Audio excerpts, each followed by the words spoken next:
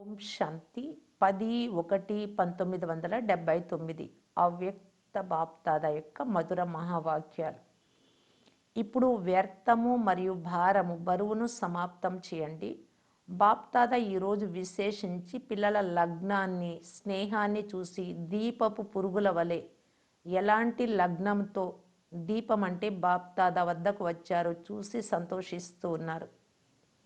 దీపపు పురుగులందరికీ విశేషించి కలుసుకోవాలి అనే లగన్ ఒక్కటే ఉంది. అందువలన బాప్దాదా కూడా మిలనం చేసేందుకు సాకార సభలోకి రావాల్సి వస్తుంది.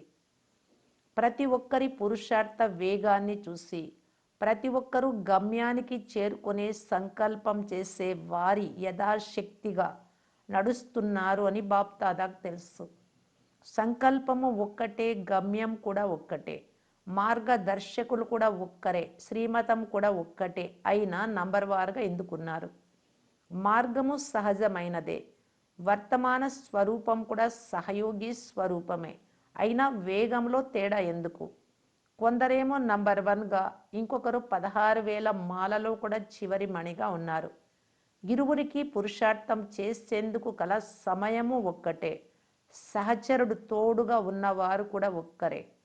చివరిలో ఉన్నవారికి, మొదట్లో ఉన్నవారికి చదువుకునే స్థానం కూడా ఒక్కటే, శిక్షకుడు కూడా అందరికీ ఒక్కరే, శిక్షణ కూడా ఒక్కటే. ఫస్ట్లో ఉన్నవారికి స్పెషల్ ట్యూషన్ కూడా ఏదీ లేదు, అయినా ఇంత తేడా ఎందుకు? కారణం ఏంటి? సంగమ యుగంలోని టైటిల్స్, బిరుదులు కూడా చాలా గొప్పవి. ఫస్ట్లో ఉన్నవారికి, చివరిలో ఉన్నవారికి టైటిల్స్ కూడా ఒక్కటే. మాస్టర్ సర్వశక్తివంతులు, మాస్టర్ జ్ఞాన సాగరులు, త్రికాల దర్శులు, మాస్టర్ సర్వజ్ఞులు, ఇలాగే ఎన్నో ఉన్నాయి. అయినా చివరిలో ఎందుకున్నారు? కులము కూడా అందరిది బ్రాహ్మణ కులమే, వంశం కూడా ఒక్క బ్రహ్మకు చెందిన వారే, కర్తవ్యం కూడా విశ్వ కళ్యాణం చేయడం ఒక్కటే, అయినా తేడా ఎందుకు?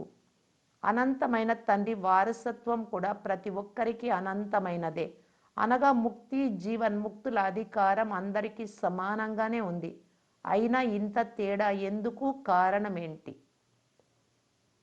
బాప్దాదా పిల్లలందరి పురుషార్థాన్ని చూసి ముఖ్యంగా 2 కారణాలను గమనించారు. ఒకటి, వేస్ట్ అనగా వ్యర్థంగా పోగొట్టుకోవడం, సమయం కానీ, సంకల్పాలు కానీ, మిగతావన్నీ. రెండవది అధిక భారము అంటే బరువు.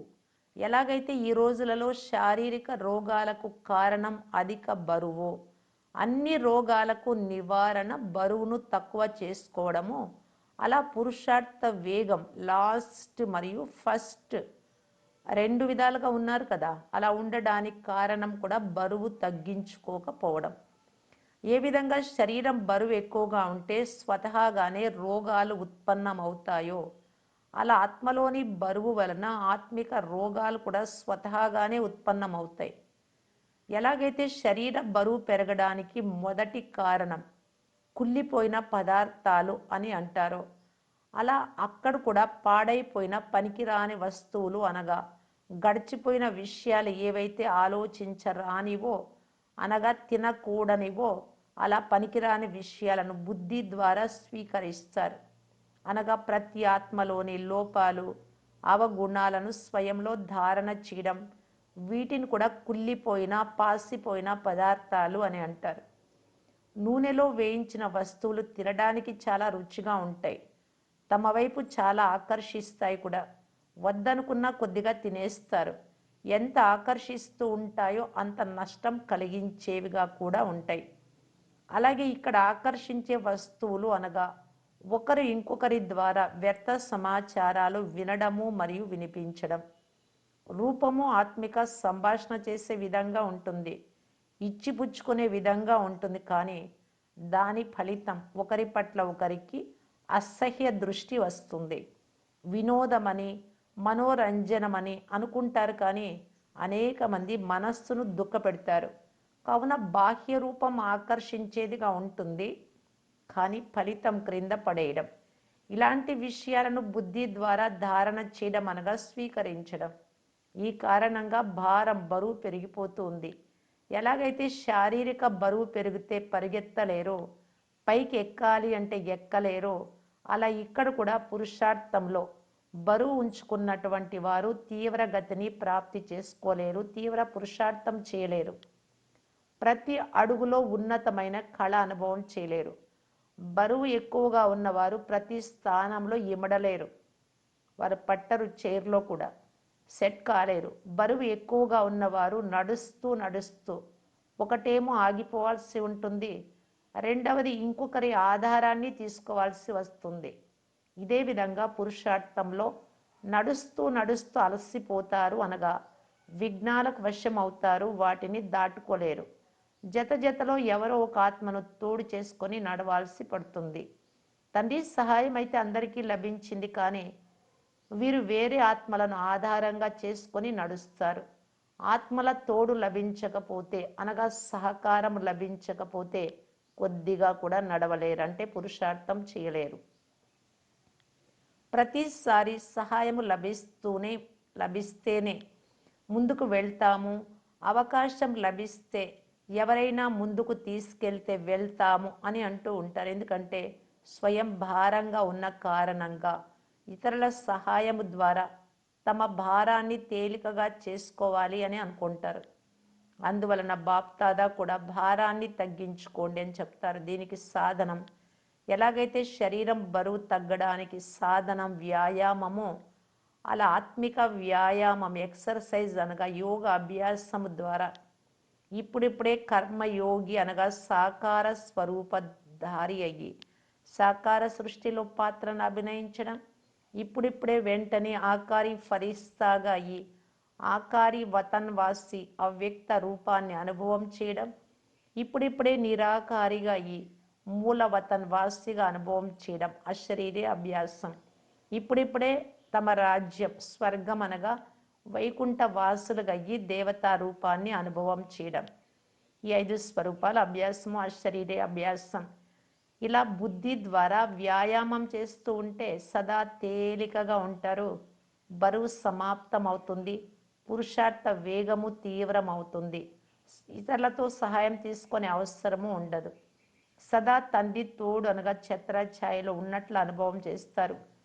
పరుగులు తీయడానికి బదులుగా హై జంప్ చేసేవారిగా అయిపోతారు. కావున ఒక సాధనము ఎక్సర్సైజ్. రెండవది ఆహార పానీయాల పథ్యం చేయండి. బుద్ధి ద్వారా ఎలాంటి అశుద్ధమైన వస్తువును స్వీకరించడం అనగా ధారణ చేయడం, వీటి పథ్యం ఉండండి. పాడైపోయినవి, నూనెలో వేయించిన వస్తువులను స్వీకరించకండి అని వినిపించా. రెండవది వ్యర్థం చేయకండి. వ్యర్థం ఎందుకు చేస్తారు? ఏ వస్తువు ఎంత విలువ కలిగినదో దానిని అలా ఉపయోగించకపోవడం, దీనిని కూడా వ్యర్థము లేక వృధా అని అంటారు. తండ్రి ద్వారా ఈ సమయంలో సంగం యుగ ఖజానా లభించింది. సంగం యుగంలో 1 సెకండు అనగా కోటాను కోట్లతో విలువ గలది.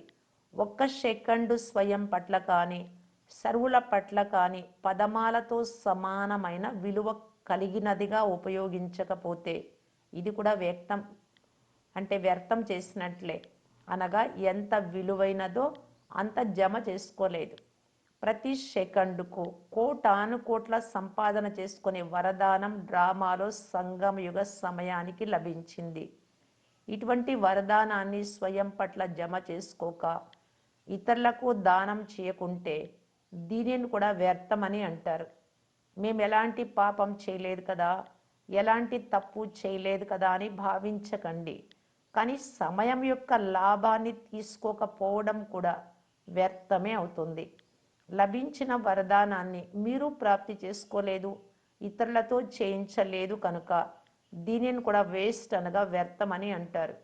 ఇదే విధంగా సంకల్పం కూడా ఒక ఖజానా, జ్ఞానం కూడా ఒక ఖజానా. స్థూల ధనాన్ని కూడా ఈశ్వరార్థం సమర్పణం చేసినట్లయితే 1 పైసా 1 రత్నంతో సమానమైన విలువ కలిగినదిగా అవుతుంది. ఈ ఖజానాలన్నింటినీ స్వయం పట్ల లేక సేవ పట్ల కార్యములో ఉపయోగించకున్నా దానిని కూడా వ్యర్థమనే అంటారు. ప్రతి సెకండు స్వకళ్యాణము లేక విశ్వ కళ్యాణం పట్ల ఉపయోగించాలి. ఇలా అన్ని ఖజానాలను బాబా దేని కొరకు ఇచ్చారో ఆ కార్యంలో వినియోగిస్తూ ఉన్నారా? చాలామంది పిల్లలు మేము మంచి చేయలేదు, చెడు చేయలేదు అని అంటారు. మరి అది ఏ ఖాతాలోకి వెళ్తుంది? విలువ ఉంచలేకపోవడం కూడా వ్యర్థమని అంటారు. ఈ కారణంగా పురుషార్థ వేగం తీవ్రం అవ్వడం లేదు. ఈ కారణంగానే నంబర్ వారీగా అయిపోతున్నారు. ఇప్పుడు నంబర్ వారుగా తయారవ్వడానికి కారణం ఏమిటో అర్థమైందా? భారము, బరువు మరియు వ్యర్థం. ఈ రెండు విషయాలను సమాప్తం చేసినట్లయితే ఫస్ట్ డివిజన్లోకి వచ్చేస్తారు. లేకుంటే ఎక్కువ బరువు కలిగి ఉన్నవారు వేచి ఉండాల్సి వస్తుంది. ఫస్ట్ రాజ్యంలోకి రావటానికి బదులుగా సెకండ్ రాజ్యం త్రేతాయుగంలోకి రావాల్సి వస్తుంది. ఎదురు చూడడం ఇష్టమా, లేక సీటు తీసుకోవడం ఇష్టమా? ఇప్పుడేం చేస్తారు? డబల్ లైట్గా అయిపోండి, మంచిది.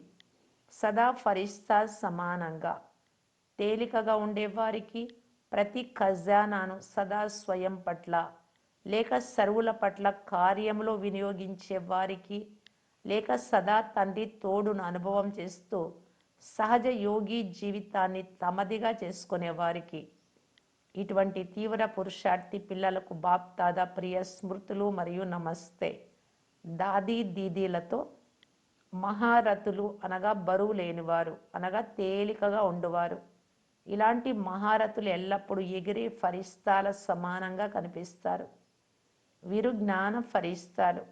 జ్ఞానము మరియు విజ్ఞానం అనే రెండు రెక్కలు కలిగిన ఫరిస్తాల స్థానం ఫరిస్తాన్. ఫరిస్తాన్ అని దేనినంటారు? స్వర్గాన్ని కూడా ఫరిస్తాన్ అని అంటారు. ఇప్పుడు కూడా ఈ స్థూల స్థానానికి అతీతంగా ఉన్న స్థానం ఫరిస్తాన్ ఏది? హృదయ సింహాసనం బాబాది. అన్నింటికంటే గొప్పది హృదయ సింహాసనం కావున హృదయ సింహాసన అధికారులు అనగా ఫరిస్తాన్లో ఉండే ఫరిస్తాలు. వీరినే ఫరిస్తాన్లోని ఫరిస్తాలని అంటారు. ఎల్లప్పుడూ ఉండే స్థానం హృదయ సింహాసనం అయినప్పుడు సింహాసనం నుండి క్రిందికి దిగి రాలేరు. సింహాసనం నుండి క్రిందికి దిగి రావడము అనగా బాబా సన్ముఖంలో ఉండడానికి బదులుగా దూరం అవ్వడం. ఎలాగైతే బాబా ఎల్లప్పుడూ పిల్లలకి సన్ముఖంలో ఉంటారో అలా పిల్లలు కూడా సదా తండ్రి సన్ముఖంలో ఉంటారు. తండ్రికి సమీపంగా సన్ముఖంలో ఎవరుంటారు? పిల్లలు ఎదురుగా. భక్తులైతే దూరంగా ఉంటారు. పిల్లలు సదా ఎదురుగా ఉంటారు. కావున వీరిని ఫరిస్తాన్లోని పర్యాలు, దేవకన్యలని అంటారు. వీరి సంఘటన సమూహం కూడా ఉంటుంది. జతలో ఎగురుతూ ఉంటారు. ఎక్కడికి కావాలంటే అక్కడికి ఎగురుతూ చేరుకుంటారు. ఏ ఆధారము అవసరం లేదు కనుక ఎప్పుడు కావాలి అంటే, ఎక్కడికి కావాలి అంటే అక్కడకు ఎగరగలిగే ఫరిస్తాన్లోని పర్యాలు అనే మహారథులనే అంటారు. మహారథుల స్థితికి స్మృతి చిహ్న చిత్రాలు కూడా ఉన్నాయి. ప్రతి గోపికతో పాటు గోపి వల్లభుడి చిత్రాలు కూడా చూశారు కదా. ప్రతి గోపిక నోటి నుండి నా గోపి వల్లభుడు అనే మాటే వెలువడింది. కావున ఎల్లప్పుడూ ఇలా తోడుగా ఉన్న చిత్రమే స్థితికి స్మృతి చిహ్న చిత్రం. ఒకరికొకరు వేరుగా ఉండరు, సదా తోడుగానే ఉంటారు. తండ్రిపై ప్రతి ఒక్కరికి పూర్తిగా అధికారం ఉంది. ఈ చిత్రం ఎటువంటి అధికారులది అంటే, ఎవరైతే ఎల్లప్పుడూ తండ్రిని తమ తోడుగా చేసుకున్న వారితో వారిదే. ఇది మహారథుల స్థితిని చూపించే చిత్రం. మహారథులు అనగా సదా జతలో ఉండేవారు. ఇది తోడును నిభాయించే చిత్రం. మహారథులు తప్ప ఇతర ఆత్మలు అప్పుడప్పుడు సన్ముఖంలో ఉంటారు, అప్పుడప్పుడు దూరం అవుతూ ఉంటారు. సదా తోడును అనుభవం చేయలేరు.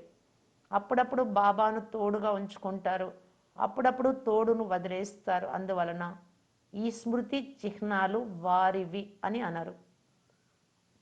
మహారథులు పురుషార్థం కొరకు ఏదైనా చాలా రిఫైన్గా ఉండే క్రొత్త పద్ధతిని కనుగొన్నారా?